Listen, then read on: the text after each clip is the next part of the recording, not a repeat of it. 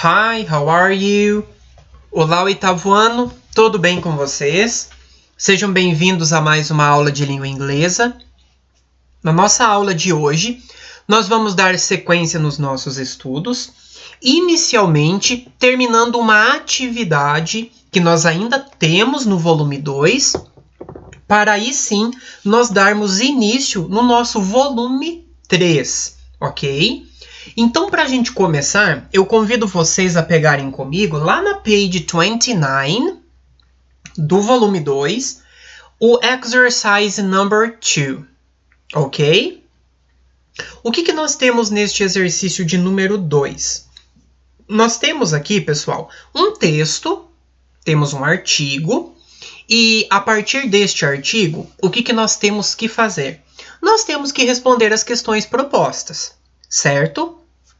Só que, lembra quando eu comento com vocês que sempre quando a gente vai responder alguma coisa, a gente primeiramente busca as informações principais.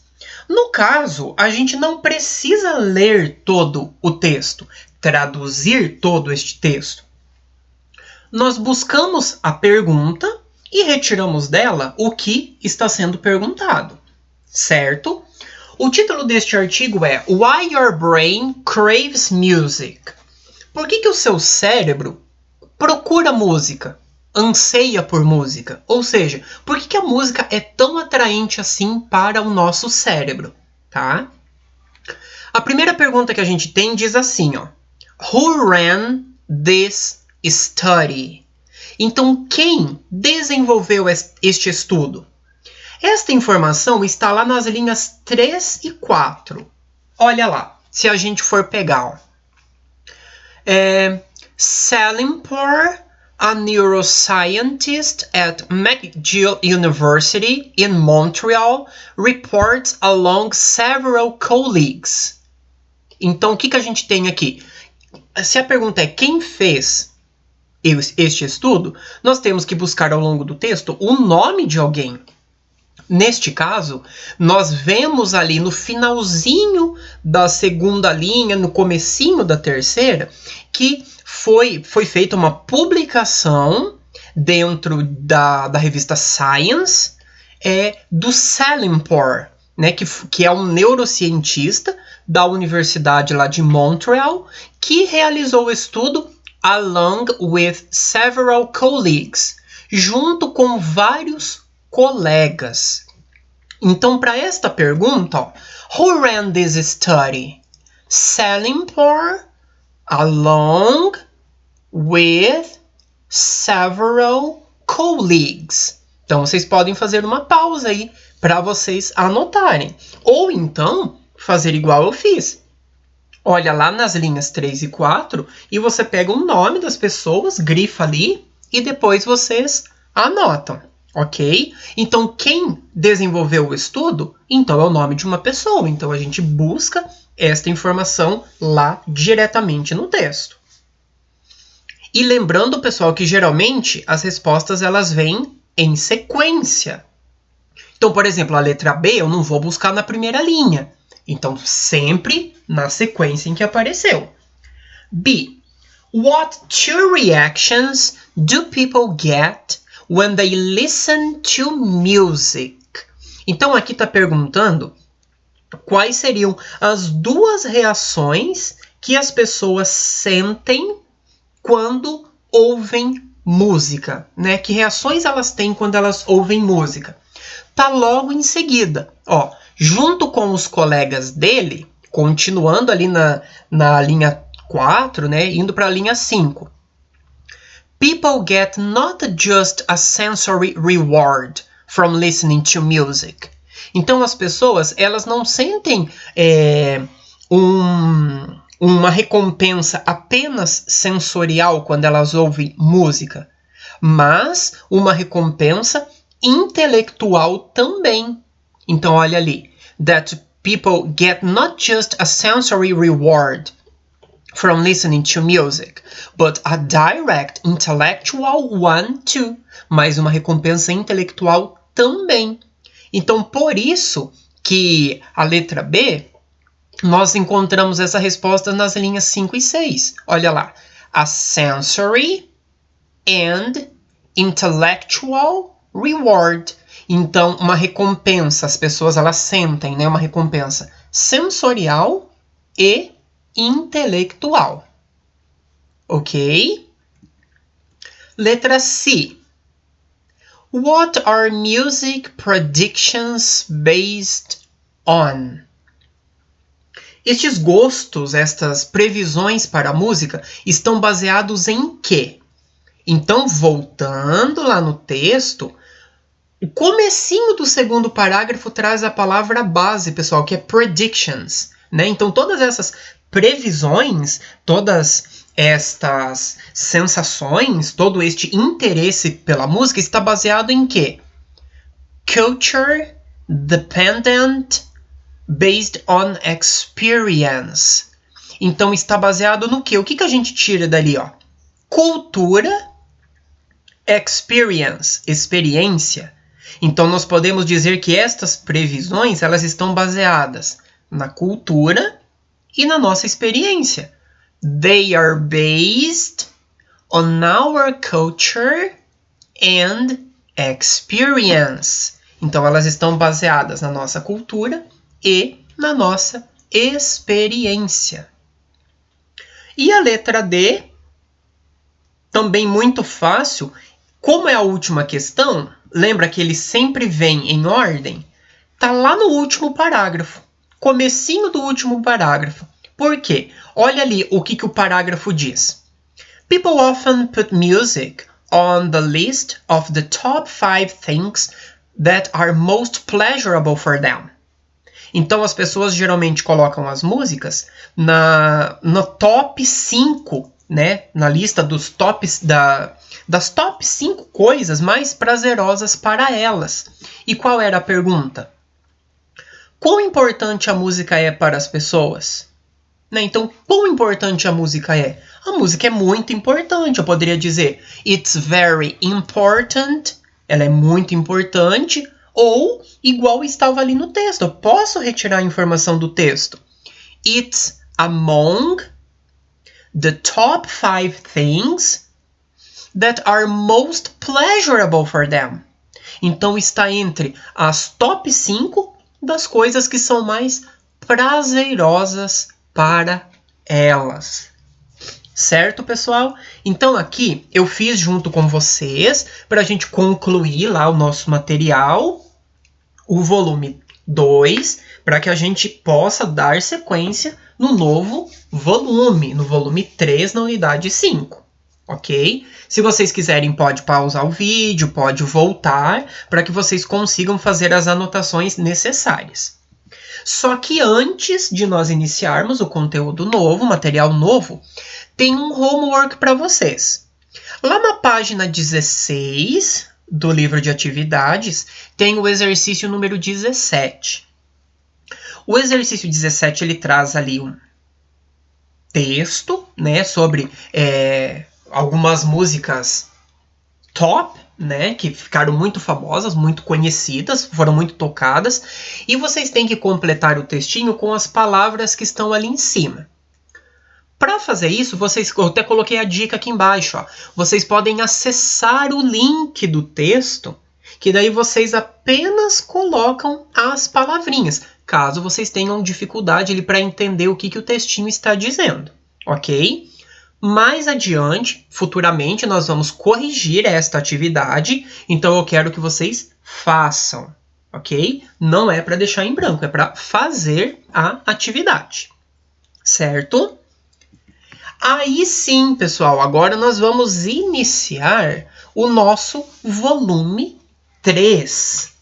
Como vocês já devem ter visto, o nosso volume 3, ele traz como temática The Digital World, né? O mundo digital.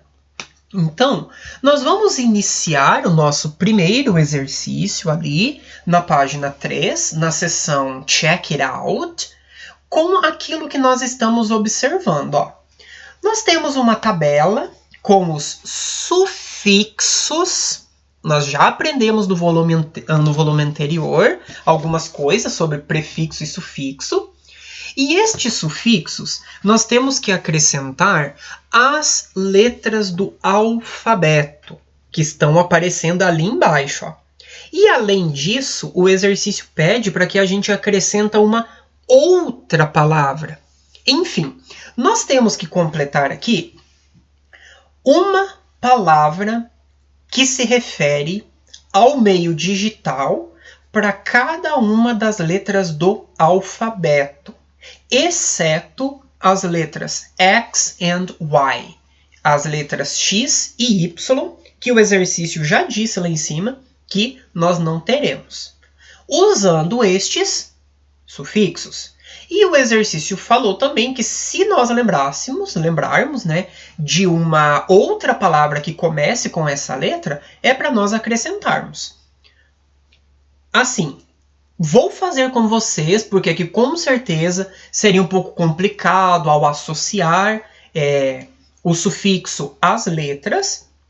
E caso vocês tenham em mente uma outra palavra, vocês já podem acrescentar ali embaixo, ok? Então, com a letra A, ficou attachment. Attachment significa anexo. Por exemplo, você vai mandar um e-mail para alguém e você vai pôr um anexo. Attachment. Com a letra B, browser, que significa navegador. C, connection, conexão. D, device, dispositivo, né? Então, quando você vai usar um dispositivo tecnológico, device. E email, que é o nosso e-mail. F, flash drive. Flash drive é o que nós chamamos de pendrive, tá? Então, em inglês, você usa o termo flash drive.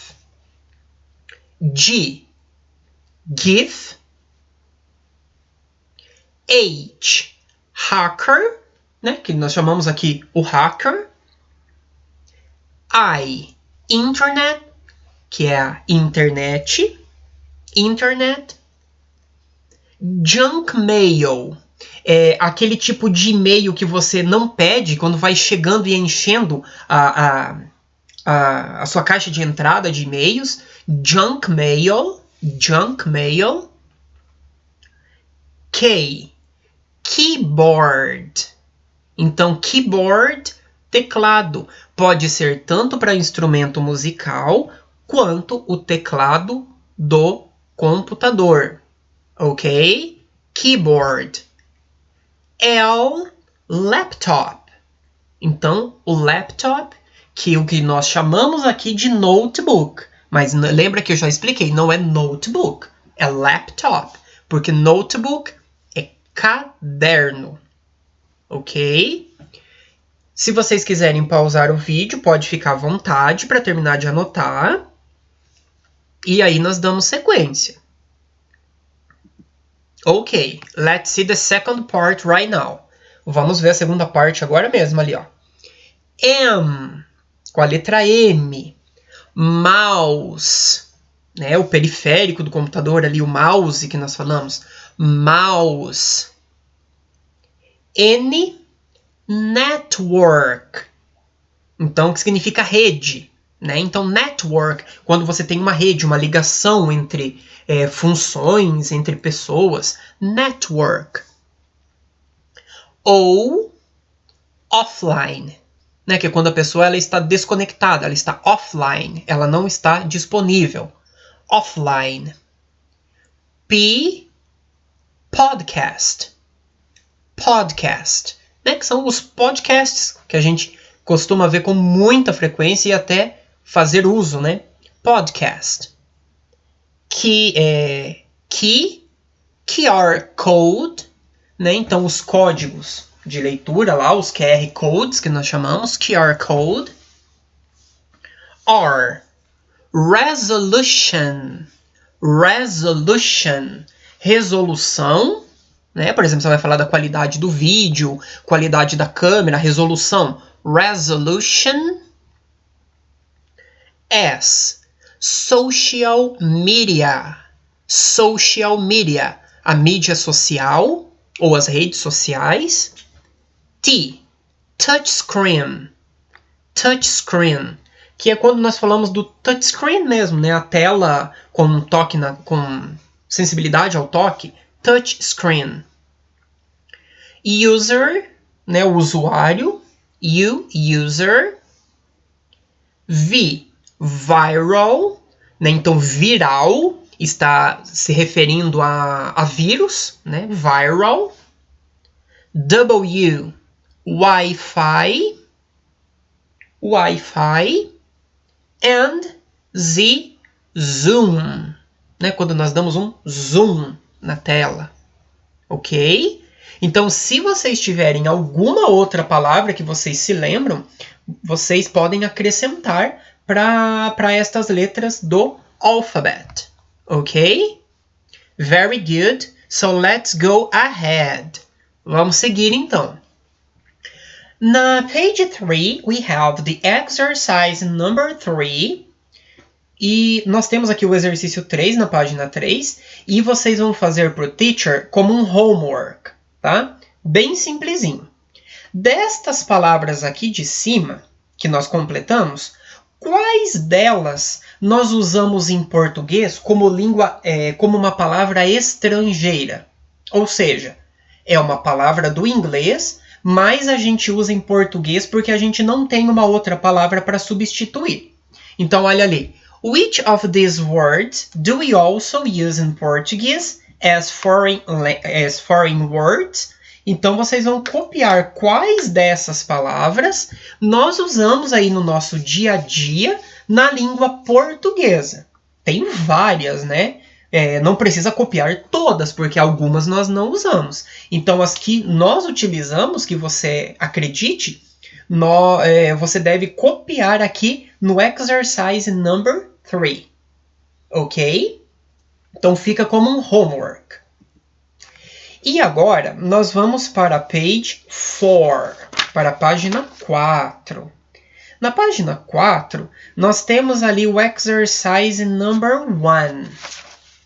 In what areas does technology influence you the most? Em quais áreas a tecnologia mais te influencia? Então, aí nós temos que assinalar aqui, de acordo com você, em qual área você acha que a tecnologia exerce maior influência sobre você. Olha lá. Communication, comunicação. Social interaction, interação social. Academic studies, nos estudos, né, estudos acadêmicos. Buying and selling goods, ao comprar e vender bens, né, pertences. Entertainment, entretenimento, lazer, entretenimento. Ou se há alguma outra área que a tecnologia mais te influencia, daí você coloca ali, ó, other, assinala e escreve na frente. Aqui pode ter mais de uma resposta, com certeza. Então, é para assinalar qual área, em quais dessas áreas aí, a tecnologia influencia você bastante. Ok? E dando sequência, no reading time, nós temos ali um texto. Ó, o teacher não colocou o texto aqui porque ele está presente ali no material. Então, a gente vai dar uma olhadinha lá. Ok? Então, este textinho, ele está falando ali, nós temos um outro artigo, e ele diz: How does technology affect teens? Então, como a tecnologia afeta os jovens, né, os adolescentes? Então, o texto ele vai falar um pouco sobre a influência da tecnologia na adolescência, certo? Então, a partir deste título, nós já conseguimos responder a letra A.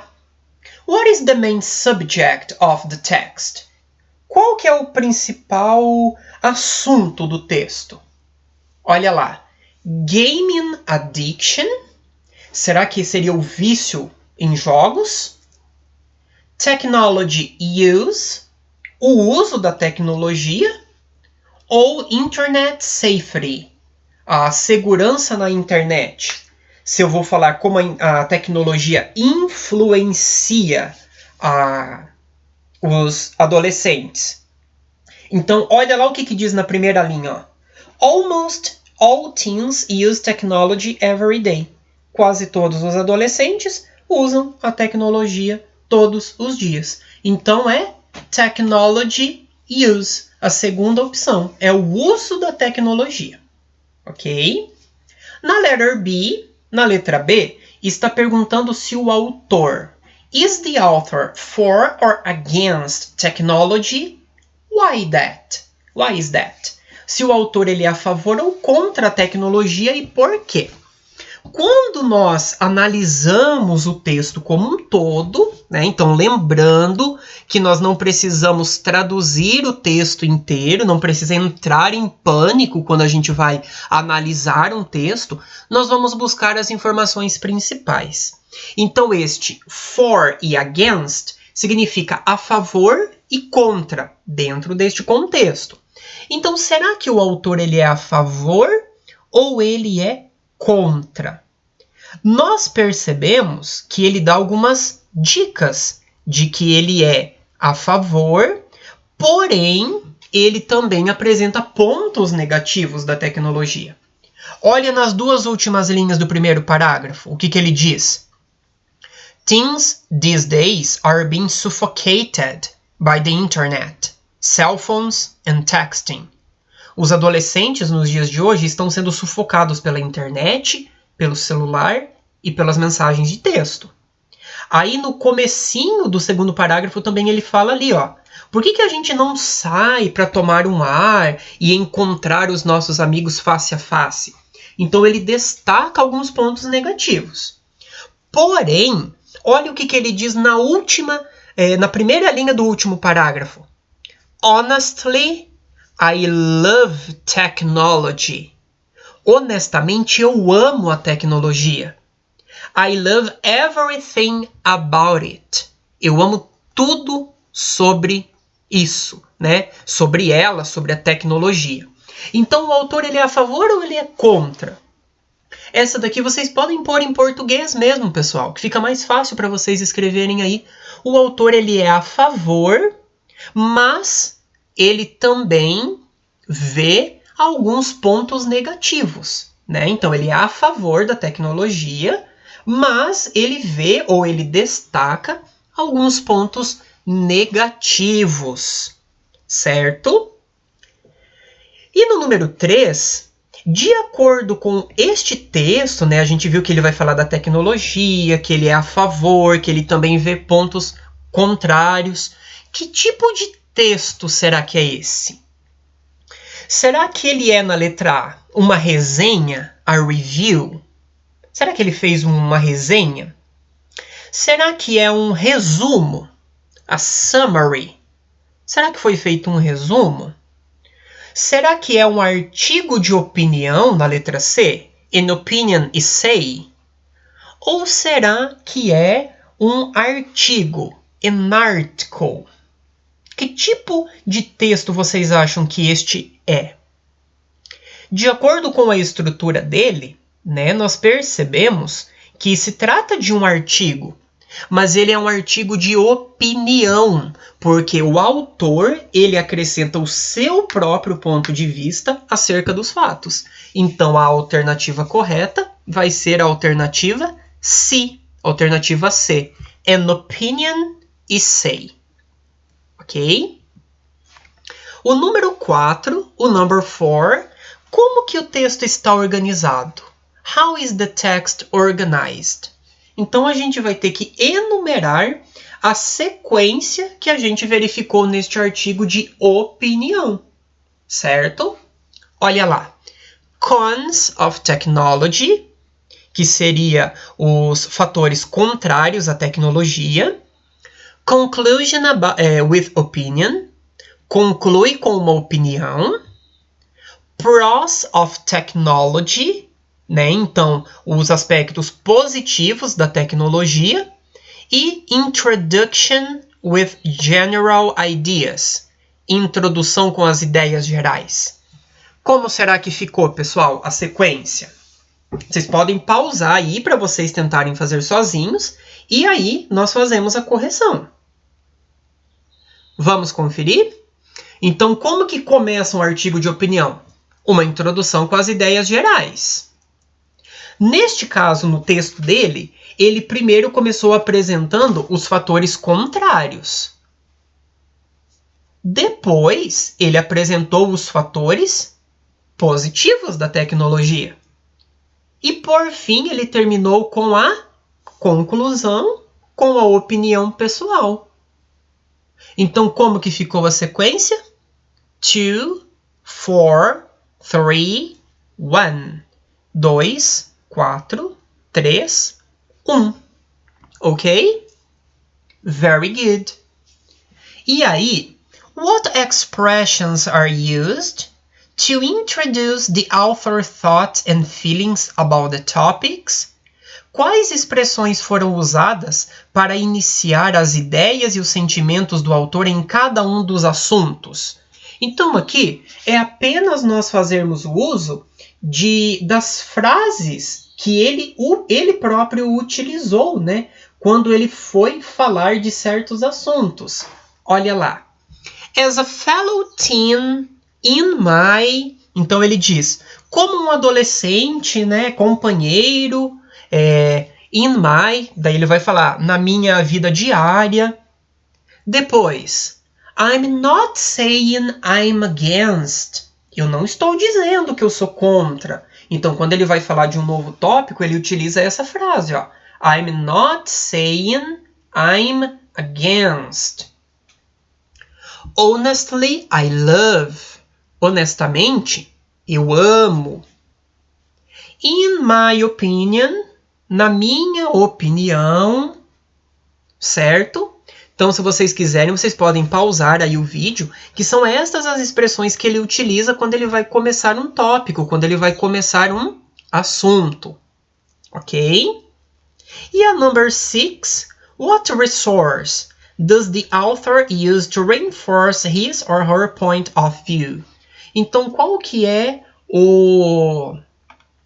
a fonte ou o recurso que o autor utiliza quando ele vai reforçar a ideia dele? Ele faz uma citação de um jornal, né? Olha lá, no finalzinho do terceiro parágrafo. According to the Connecticut Post, in today's fast-paced world, fast communication is essential. Então ele diz que, de acordo com o Connecticut Post, que é o nome de um jornal, diante de um mundo rápido como o atual, a comunicação rápida ela é essencial. Então, qual que é o recurso? Ele cita a newspaper, The Connecticut Post. Então, ele faz a citação do jornal The Connecticut Post. Ok? Então, ele faz menção ao jornal. E aí, pessoal, eu vou deixar também como um homework os exercises number 2 and number 3 from the pages 5 and 6. Lá das páginas 5 e 6, tá? São bem simples e vocês podem responder em português mesmo, caso vocês tenham dificuldade. What are cell phones like today? Como são os telefones celulares hoje? List some characteristics. Then compare with a classmate. Faça uma lista de algumas características e então compare com um colega de sala. Apenas faça a lista de algumas características dos telefones celulares nos dias de hoje. E na outra página, na page 6, how much have cell phones changed over time? Check out the following image and list some differences between old devices and new devices. Então, quanto os celulares mudaram através dos tempos? Verifique a imagem a seguir e liste algumas diferenças dos antigos dispositivos, né, dos antigos celulares e dos novos celulares. Ok? Então fica aí como um homework e eu quero que vocês façam as atividades, certo? Então é isso, pessoal. A nossa aula de hoje vai ficando por aqui. Eu espero que vocês tenham feito todos os exercícios que eu propus ao longo das aulas. Espero também que vocês façam todas as atividades que o teacher pediu para serem feitas como homework e nós nos vemos na próxima aula. Bye, bye!